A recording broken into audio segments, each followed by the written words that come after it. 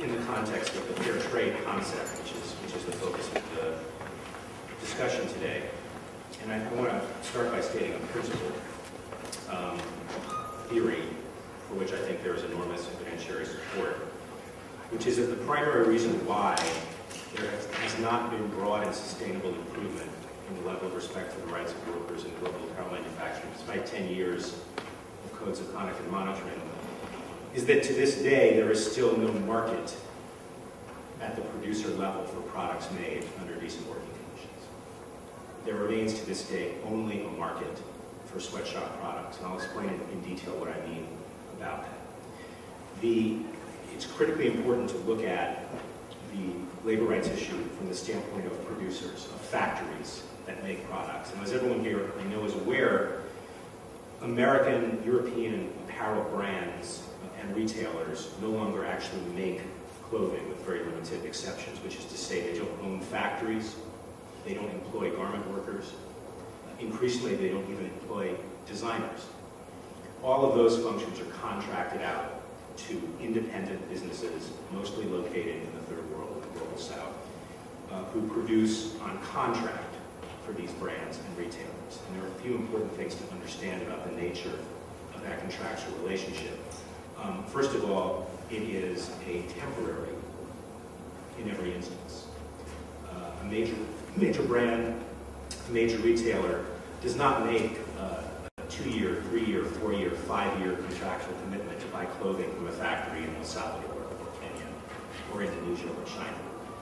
In most cases, the agreement is for the production of a specific order which will be delivered within a few months at most of the date the order is placed. And after that delivery has been made, the relationship is over. Now, the brand or retailer may decide to place another order, to sign another contract with the factory, but there's no guarantee that that will take place.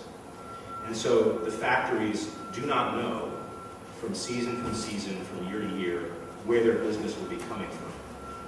6 months, a year, 2 years down the road. It's also important to understand that there is a great deal of excess capacity on the production side in global apparel. There are more factories, more suppliers interested in obtaining orders and getting business from US and European brands and retailers than there are orders to go around. We can talk about the reasons why this is the case. A lot of it has to do with readily available cheap labor. A lot of it has to do with capital sloshing around the world looking for investment opportunities. But the bottom line is there are more factories than there are orders. And as a result, there is intense competition between factories for the business of the brands and retailers. So 2 critical factors. A series of very short-term relationships mediated by intense competition between factories. What is the effect of that combination of factors? The effect is that factories operate in an environment of great insecurity, and the brands and retailers are in most cases, an extraordinarily powerful bargaining position when it comes to negotiating the price of the product and other elements of the relationship, for example, the delivery date. And understandably, unsurprisingly, predictably, the result of that dynamic is tremendous downward pressure on the price of apparel at the factory level.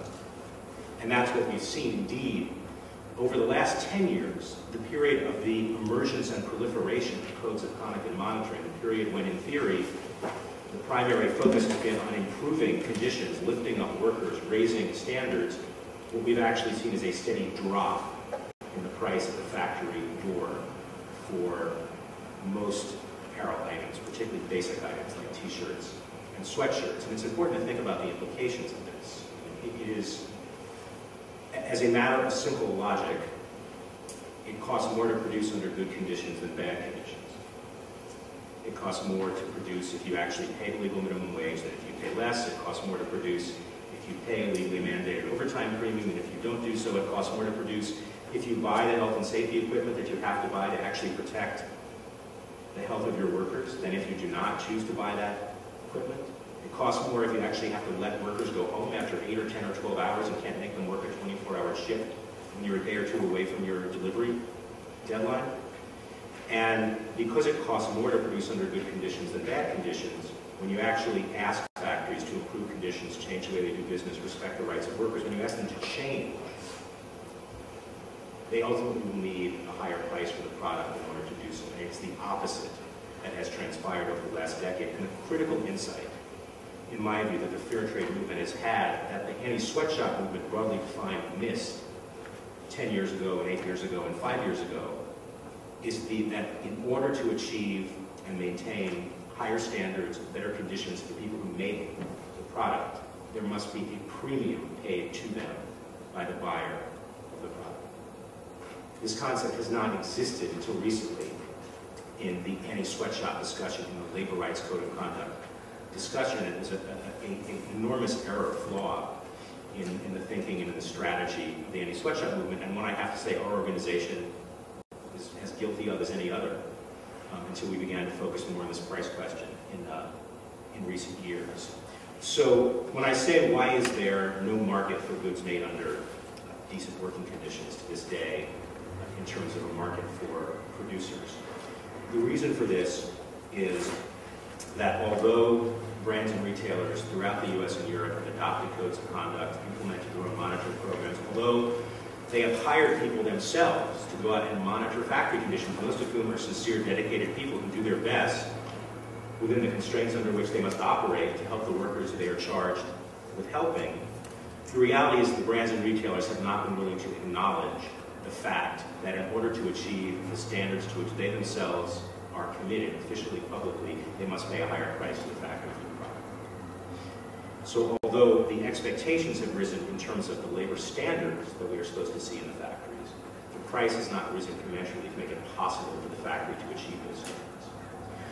So look at it again from the factory perspective. The factory has, for years, been competing successfully, because it's a factory that's still around, for the business of brands and retailers, by being able to offer a price that brands and retailers are willing to pay, a price that often drops from season to season and year to year. And one of the primary strategies that the factory has used in order to be able to do that is ignoring the rights of workers, saving money, reducing labor costs by running roughshod over the rights of workers. Now the factory is told you cannot do this anymore. You can't do the things you've been doing to keep labor costs down. You've got to do crazy things like pay overtime premiums properly, or even more crazy things like accept the right of the workers to form a union and then actually sit at a table and bargain with them over wages and working conditions. And the factory hears this and immediately thinks, well, that's great, but how am I going to pay for that and still offer you the price of $1.22 for a t-shirt or whatever product at a labor price? And the factories have learned over time. They've concluded, they believe, and this is something we hear from factory managers and owners all over the world all the time, the factory owners and managers believe that the brands and retailers are not genuinely serious about wanting the labor standards to be achieved. Because if they were genuinely serious, they would pay a price commensurate with the cost of producing under good wages and good conditions. The factory owners and managers think the brands want them to fake it, to put on a show of compliance without actually incurring the costs of genuine compliance, which would drive up the price of the product. So why do factories believe this? Well, again, from the factory perspective, the factory is being asked to do two things that are actually mutually exclusive. They're being asked on the one hand to raise standards. They're being asked on the other hand to lower prices. They can't do both. They can only do one or the other. How do they decide which to do? Well, they have to consider what are the consequences for not doing A as opposed to not doing B. Well, the consequence for failing to meet the price demand of the customer is you do not get the order and you go out of business. Place it in the vernacular of criminal law, the death penalty. What is the consequence for failing to meet the labor standards? Well, first of all, there's no consequence unless you get caught. And whether you'll get caught is very much an open question. In the majority of cases, you don't get caught. Now, if you do get caught by the brand's own inspector, you're going to be given multiple opportunities to correct the problem. And that's something that we've always supported. We don't want to see the relationship severed. So we say the brand must stay and work to correct the problem. So you know you'll have opportunities to fix the problem. And if you get exposed by, in an unusual case, by an organization like ours that publicizes the findings, yes, there'll be some embarrassment, but we'll give you an opportunity to correct the problem. And if you do correct it, we will praise you publicly for having done so. So you compare the consequences. What decision do you make? The decision you make is do what you can to make it appear that you are